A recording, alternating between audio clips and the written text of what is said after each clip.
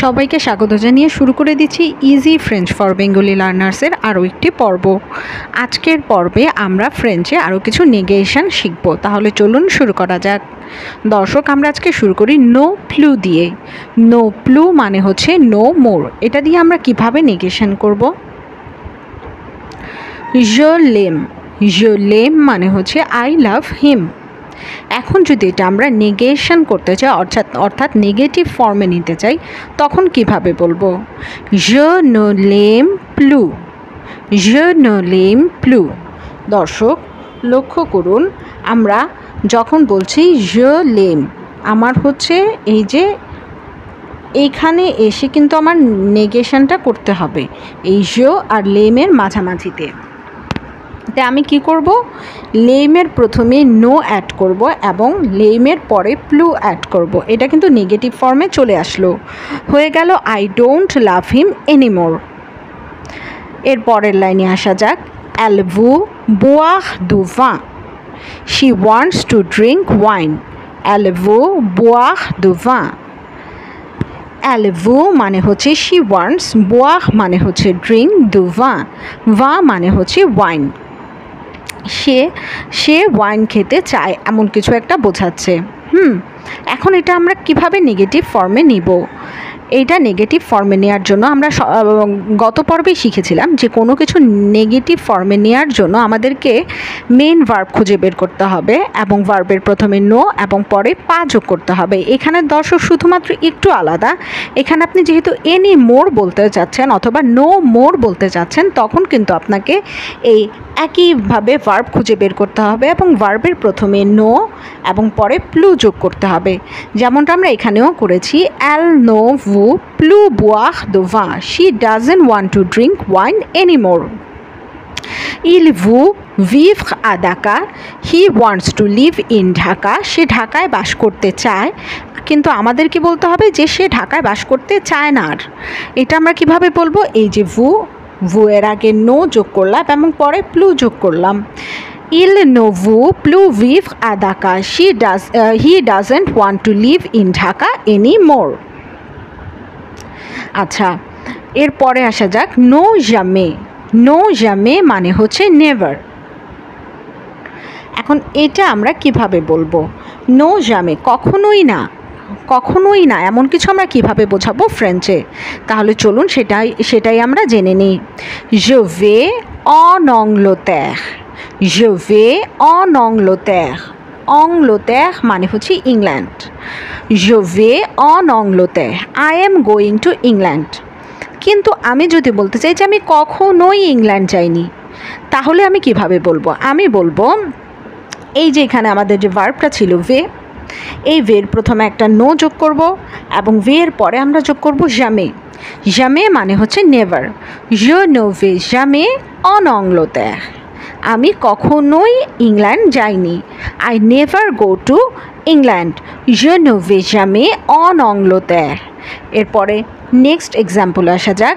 je prends le bus, je prends le bus। আমাদের verb কোনটা? আমাদের ভার্ব হচ্ছে prend মানে হচ্ছে টেক। আই টেক বাস। এখন এটাকে যদি আমরা নেগেটিভ করতে চাই, আমাদের কি করতে হবে? আমাদের বলতে হবে যে আমি কখনোই বাস নিই না বা কখনোই বাসে চড়ি না। এটাকে আমরা কিভাবে ফ্রেঞ্চ করব? এই ফ ভার্বের প্রথমে নো এবং পরে জামে যোগ করে দিব। je ne prends jamais le bus, I never take bus, je dis un mensonge। mensonge মানে হচ্ছে লাই, মিথ্যা। I tell a lie, আমি মিথ্যা বলি। হ্যাঁ, je ne dis jamais de mensonge, I never tell a lie। এই যে দি এর প্রথমে নো এবং পরে জামে যোগ করে দিলাম, হয়ে গেল I never tell a lie। এখন দর্শক, এই ক্ষেত্রে নেগেটিভ করার ক্ষেত্রে কিছু বিষয় আছে, যেমন আর্টিকেল কিন্তু বদলে যায়। দেখুন এখানে কিন্তু আমরা বলছিলাম যে উইনহংস। দর্শক, যে উইনহংস কি হয়ে গেল? je n'ai pas d'orange, je n'ai pas d'orange।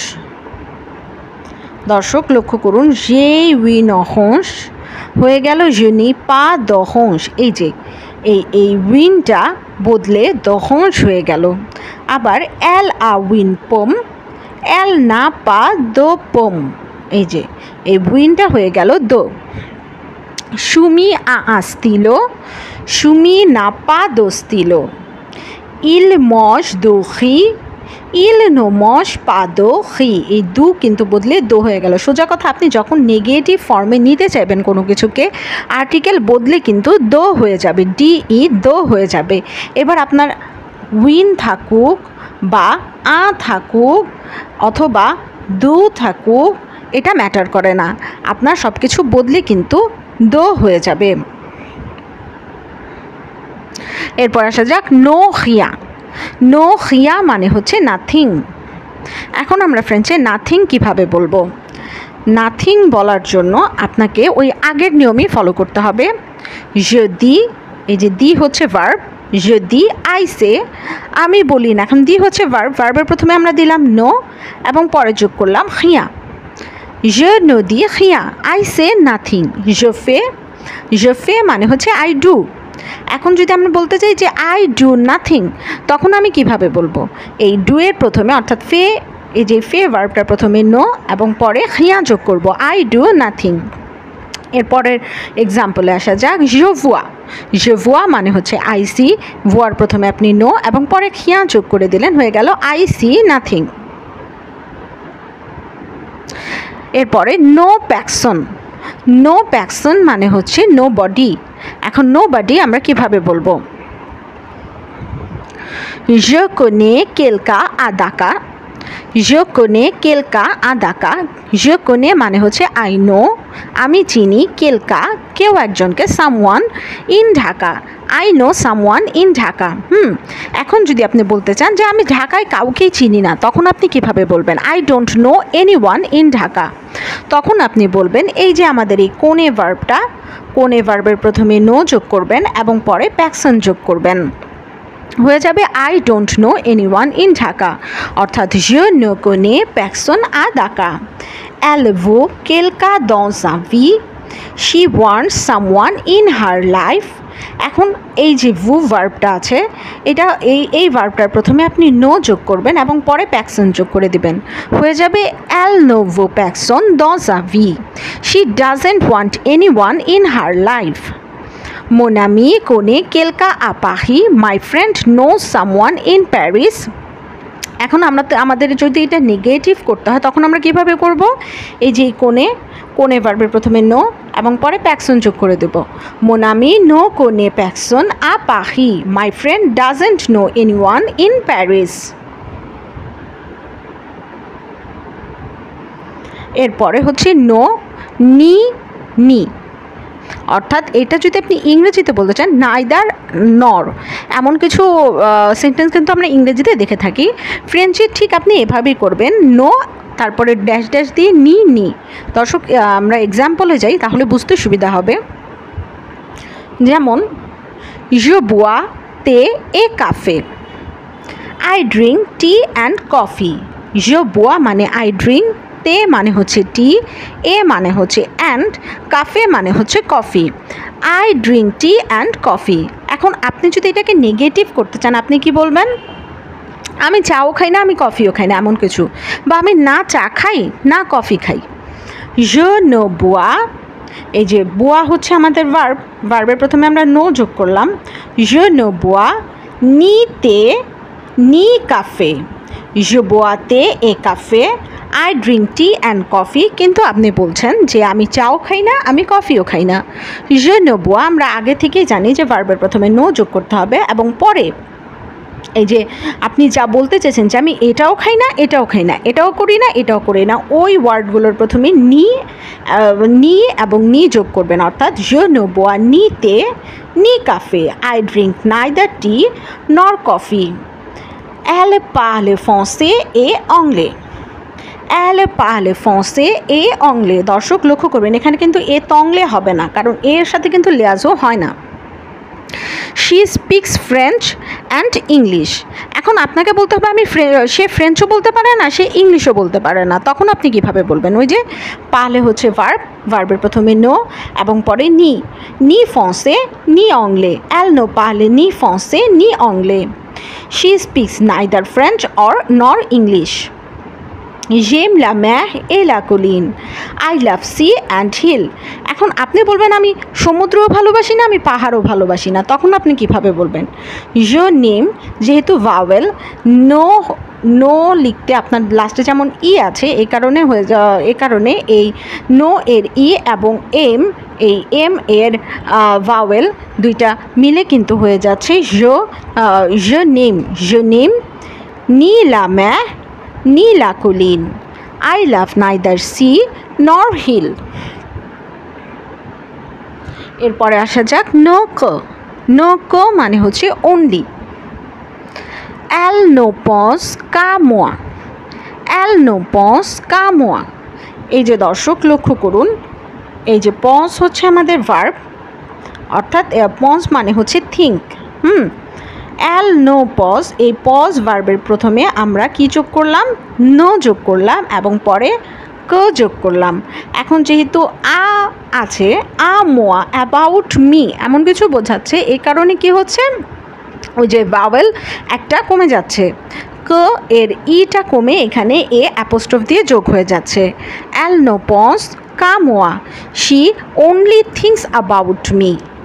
আপনি অনলি বোঝানোর জন্য কিন্তু এভাবেই করবেন যে প্রথমে ভার্বের প্রথমে নো এবং পরে ক যোগ করবেন। je ne bois que du thé, I only drink tea। আপনি বলতে চাচ্ছেন যে আমি শুধুমাত্র চা পান করি, তখন আপনি কীভাবে বলবেন? এই বোয়া ভার্বের প্রথমে নো এবং পরে ক যোগ করবেন। je ne bois que du thé, I only drink tea। je ne parle que français, I only speak দর্শক, il ne parle que français, he only speaks French। অর্থাৎ এই যে এই পাহলে ভার্বের প্রথমে নো এবং পরে আমরা কো যোগ করে দিয়েছি, হয়ে গেছে হি ওনলি স্পিক্স ফ্রেঞ্চ। এরপর আসা যাক নো ওকা, absolutely no. Elle n'a aucun raison pour faire ça, elle n'a aucun raison pour faire ça, she has absolutely no reason to do this। Absolutely no, এটা বোঝাতে আপনাকে কি বলতে হবে? নো ওকা।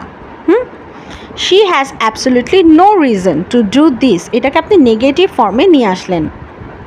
এল না ওকা খেজো মানে হচ্ছে রিজন, পোহ মানে হচ্ছে ফর, ফেহ মানে হচ্ছে ডু, সা মানে হচ্ছে this. She has absolutely no reason to do this. ইল না ওকা problem, il n'a aucun problème, he has absolutely no problem।